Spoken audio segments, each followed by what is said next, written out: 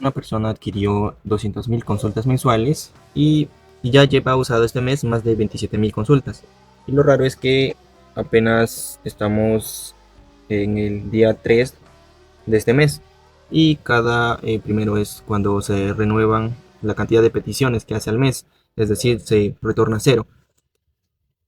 Bueno, recuerdan que había hecho Codartapi para que puedan consultar con RUC o DNI. Bueno, de las cuales una persona adquirió el máximo de consultas que tengo, que es el de 200.000 consultas mensuales. Y me preguntó si no tenía de mayor cantidad de consultas mensuales.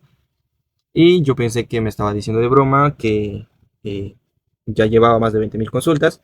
Hasta que me dijo que entrara pues a su cuenta. Y ya lleva más de 27.000 consultas. Y apenas estamos en el día 3. Y bueno, debido a esto creo que ampliaré un paquete de mayor límite para que a medida de este tiempo no, pues, no llegue a tope. ¿Qué les parece?